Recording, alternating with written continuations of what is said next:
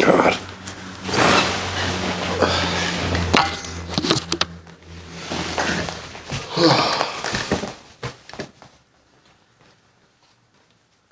Okay.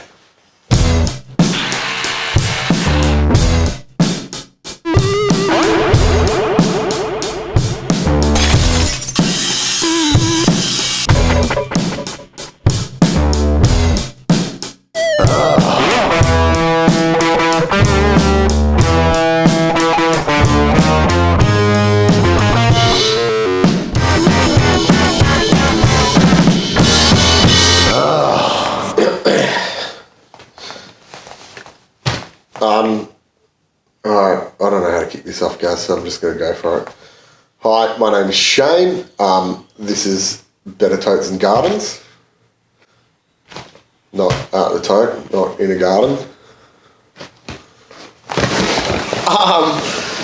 We got a massive response to the video we did last week concerning facets that make up live music.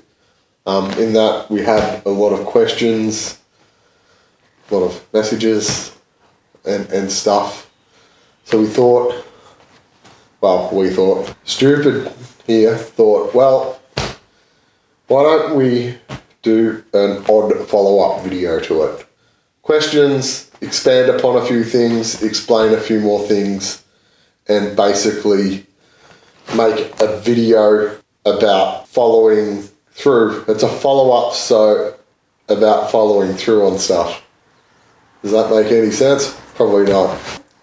I kind of notice society, Pennywise, drops things. The society's, like, whatever's popular that week, we've always done it. We're kind of like, we're human beings that are living news cycle upon themselves. That's why we respond to it so well, I think. No, we don't. We're not well, but we it hits us. We like new, we like fresh, that's why I like music, but we don't follow through as much. Let's just take live music venues for an example. You have to continually push because you won't survive. It's survival. So you have to continually bring yourself to the forefront on lots of things, because at some point people do get distracted, and as I said last week, by the time people are distracted, if they've been distracted for too long, that's when you get that comment, like, oh shit, why don't we go down for one more beer? And it's like, well, you had went down 3 times before the venue got to this point, you wouldn't be going down for one more beer. So, you're following up and following through on things is really, really important. With myself, I kind of think about, what's my responsibility in this whole thing, and, I think that I can speak for myself. I can't speak for other venues, but I can speak in general what it's like. For myself, I can talk about my own personal experiences, and I think it's really important that we do re-emphasise a lot that we continually support bands and, live music. It's something that I'm really passionate about for a lot of reasons, some of which you might grasp onto as I answer some of the questions that you all put forward. But, when I said in that last video I wouldn't be alive because of live music and bands, music is literally the thing that got me through my life, and it still does.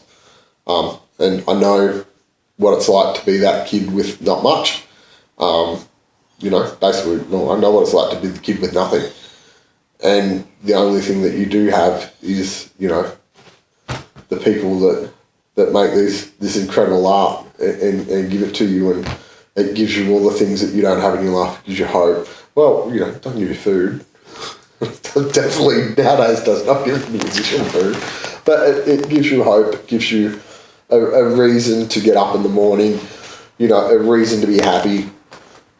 It's really, really important. And I say that from experiences in my life that if it wasn't for music, I don't know what would happen. And I think it's really important that places like the Old Bar and the Gaso and, you know, the Bendy and the Gem and Luli's and all these places, I can't even name them all. There's, you know, they're that important to young people and young adults and, you know, people, the old crusty like I am. I'm talking about support from people that have shit, which is not any of us, and government, particularly government. You know, this is all, I'm tying together a little speakerway here with many wires, and I will plug this all in at the end, and you know. Oh, okay, I'll start. As I said, I'm building speaker wire, many threads. How do we survive on nothing? We're used to it. It's a good question. How do we survive on ourselves not earning really much of an income? I've been doing it forever. Does that make sense? I'll talk for myself. I won't talk for Leanne, who's in bed. I'm not a born survivor. What do they call it? So I come from a pretty funny background. But you know, I would say what they term now as living independently, from the age of like 10. I was a waif, a stray, as you may call it. So, you know, I've been doing that since I was 10. And, you know, there was other aspects of my life before then that kind of built into me some pretty nifty survival skills. But yeah, as far as like getting through life the day to day, it's been doing it for over 30 years, living on nothing. And I've got used to living on nothing. You know, as long as I'm literally a person, if I have coffee and cigarettes, don't need anything else. Had a lot of people teach me some really nifty over the years. You know, at times I've went and got real jobs that have paid well, which, you know, means that we've always kind of had a bit of background. We've been blessed with family particularly in the last 10 years. You know, my family background is kind of funny. I'm lucky enough to have maybe, I would say, 4 real families. When I say real families, I mean real families. I have my family with my brothers and my parents, who, you know, in the last 10 years I've reconnected with. I had a big gap there in my life where I didn't really have much to do with them, and then they've been super supportive of what I've done as they realised who I was as I grew older. I have another family, the part, who I have a brother and sister and parents there as well, who have supported me my whole life. You know, without them, I'd be pretty dead. I've got, you know, the family there, the RBH crew, who they'll know who they are if they're watching it. You know, they've been, since I was a kid as well, they've really supported me in everything I've done. And, you know, I've got the family, Leanne and I have been together we're coming up, won't be long, it'll be 20 years. So, you know, we're a family, and we've built our own family. So, you know, that's a thing that, you know, that's pretty lucky. You know, most people only have one family, you know, but I've got a few. So, yeah, you know, relying on them a lot. They help us out. You know, they know we struggle, so we're lucky enough that, you know, they're in you know, a few of them are in a position where they can help us. That helps us survive, and, you know, we're smart. We shop, you know, we clean everything with bleach. We've got life hacks that we've learnt forever. You know, I'll like, the reason why I'm usually always in a Last Chance t-shirt is because I can afford them. They cost me like bugger all, and I've had these for, Jesus, some of them are like 8, 9 years old. And that's it, you know. We don't go out and party or anything like that. Well, we do, but not very often, and, you know, we're at a pub. So, it's, you know, we're lucky. Yeah, other than that, you know, it's just a lot of luck, I suppose. As people asked about mental health, which probably goes into the survival thing. Not good, to be honest. Look, it's okay. It's hard. Probably the worst thing about being a small business owner, I'm sure as people will say, it's their mental health, and it's true. I don't think people probably recognise it. It's my job to recognise when other people have problems. And I don't know. I don't look at my own that much. But, it's not good. It's, I've got problems anyway, so it's probably masked a fair bit. But no, it's okay.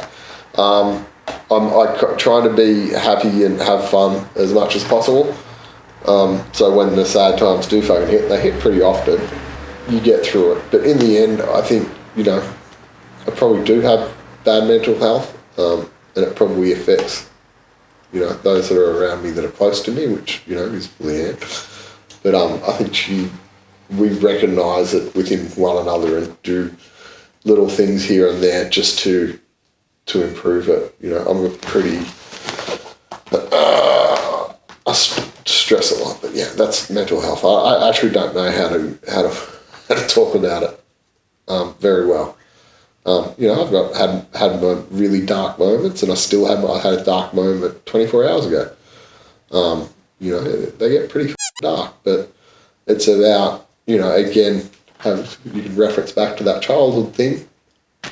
No matter how bad things are, I know they can be worse. So I'm not afraid of I'm not afraid of failing because, I am afraid of failing, but I'm afraid of failing because I'd let other people down. With myself, I'm not that bad. Like, I know that I'd get through when something goes wrong. We struggle. We're not people that, we don't get a wage. We don't get, our job security is basically none. We all run on, if there is a margin, which at the moment, and this is not a joke, a lot of places don't have a margin. It's a dream. They're battling until, things might turn a corner. They're razor thin margins at best, especially for smaller independent venues. It's not, we don't have the resources to do the things that are making money for other hospitality businesses at the moment. If you're a small live music venue, or you're a small restaurant or a small cafe, you have to be on the ball with everything. Which is kind of bad because my political leanings are very, what do you tell them? So I'm a socialist, and I'm try to treat everyone as equally as possible. So, and that's in terms of, we making sure people get shifts and work and things like that. And, it makes it really hard when that the number one thing you can do is cut people's work off to make sure that you yourself as a business gets through. And then we don't do it. It's just something I won't do.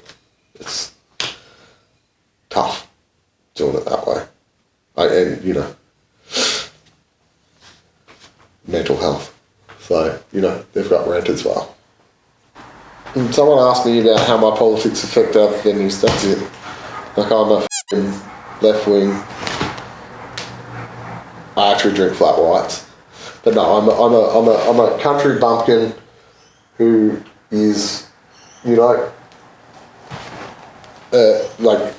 if there was a shearer strike, I would have been, like, back, you think about the shearer strikes back in the, 1860s, 1870s, 1880s? I can't remember.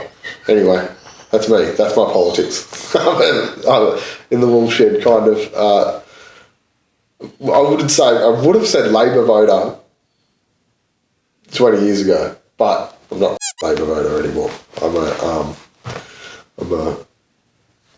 keep the, I would like to be Labour voter, but I'm a Greens voter. So that's my politics. And it does affect our venues. Treat everyone equally. Treat people how you want to treat them. I don't know. I like guillotines. There we go. That's how it affects us. I'm a very, I don't. So the thing with politics is,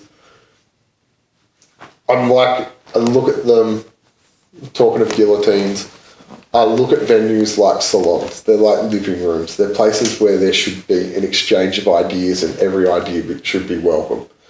Not every idea, but there should be a wide variety of ideas within those spaces. That's what culturally, what pubs have been within a lot of a society, but particularly Australian society. There should be a lot of varying viewpoints in there. So I don't put mine out because I don't want to isolate people. Unless you're a Nazi, then you go yourself. But yeah, that's how politics play in with our venues. But like those you're not Nazi douchebags, you're welcome. And everyone should be treated. Respect within venues, but I don't put mine out there because I want everyone to come and exchange. I mean, all sorts of music, all sorts of everything.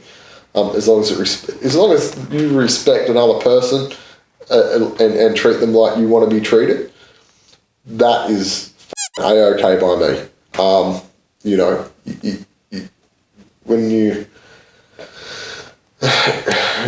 start saying the bullshit, we all know what it is. There is a line in the sand, and then you can heave. But yeah, anyway, that's how it affects our venues. I don't know if the bit about the government, the political parties will make it in, but Peter Dutton can go suck my yeah. There we go. There you know who I am. I'm masked. I'm Marxist. No, I am Marxist. I'm a Marxist, so yeah, social. So there we go. I'm doing all the personal ones first to get them out of the road, but they're probably taking the longest. I suppose I should have did this one before, with the mental health thing. Our workload. Well, I got 3 jobs, I would call it, 3 full-time jobs, plus I have a part-time job. Plus, all that stuff. It's fine. I'm probably stressed too much. I probably have in the last, and this is no shit, in the last month, learned that I need to take like a break sometimes, because usually I'm the type of person that stupidly, when it looks like I'm not working, I'm probably working the most. I sit up late at night on my phone, wander around, do odd things like these at odd hours.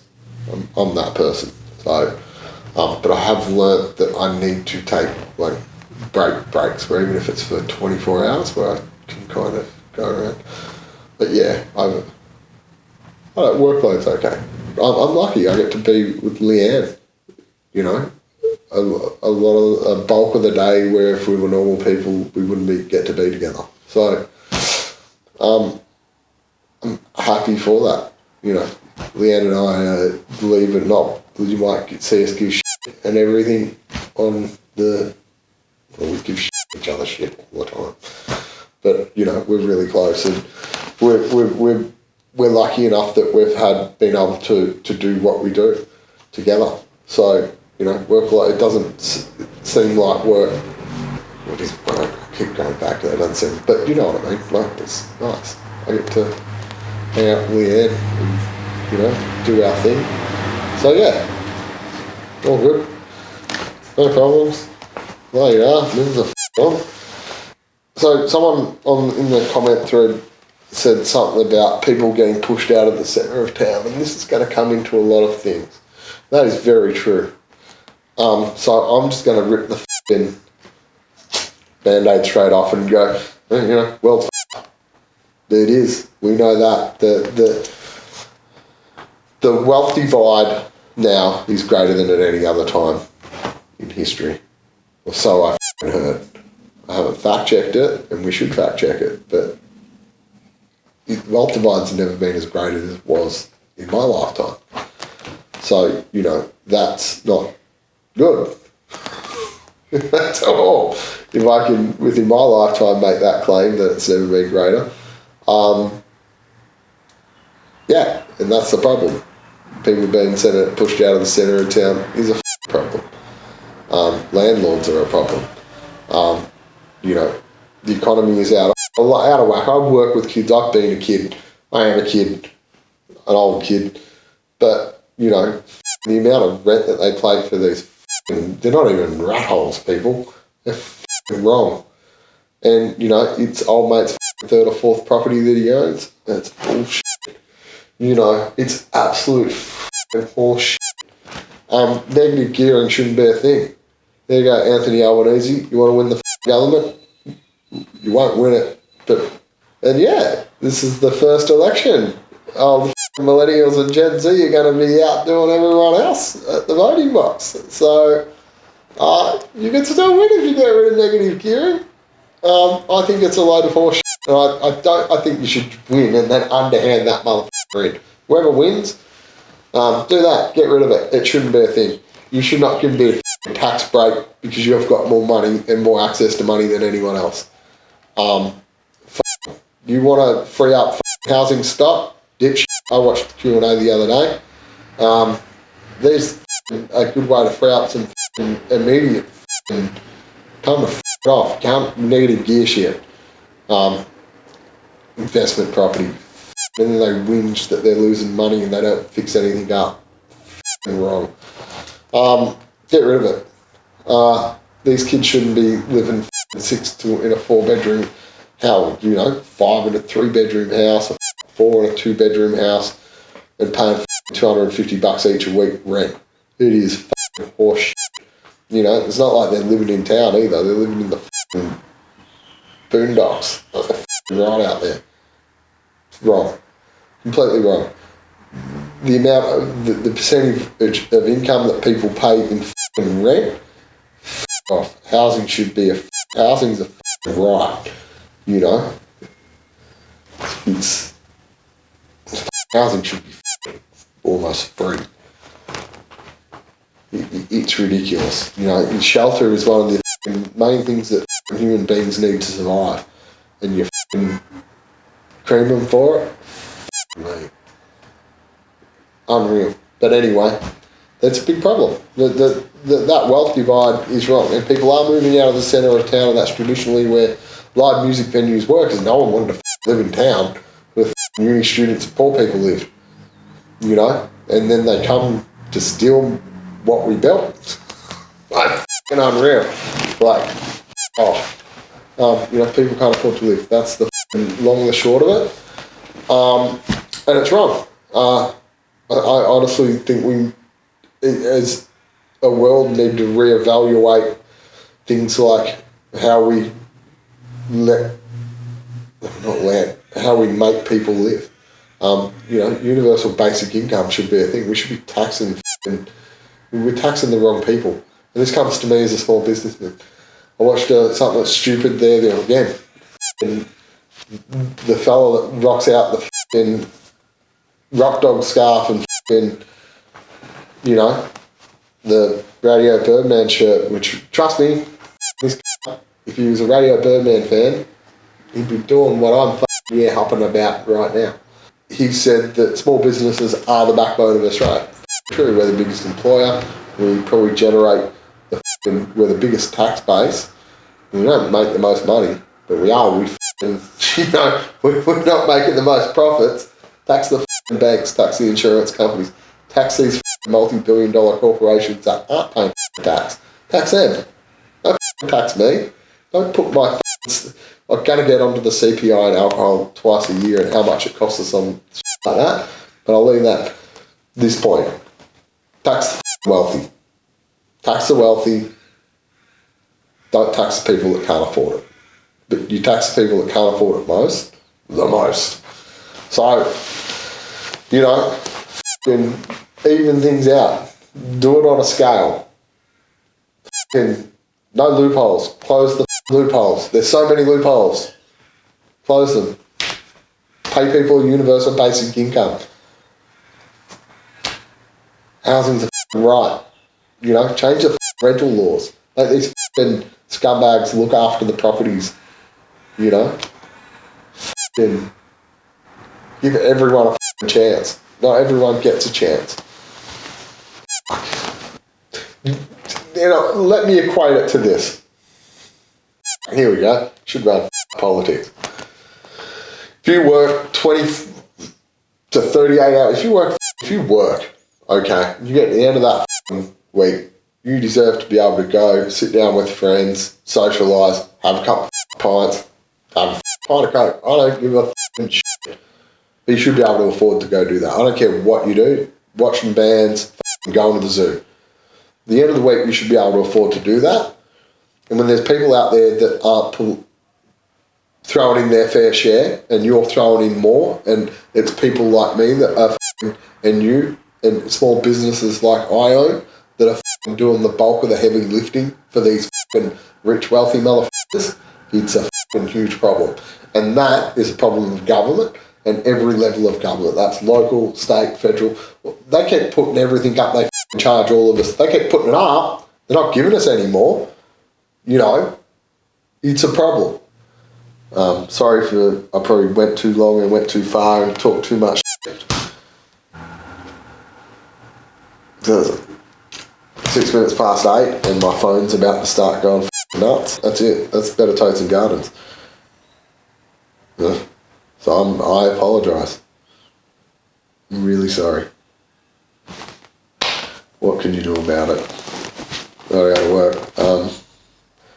Don't forget, like, comment, subscribe, and don't forget to take your friends along to a live music venue this week. And then take another one, drag another one in so there's 3 of you. And drag another one in so there's 4 of you. And drag another one in until there's 5 of you. Anyway.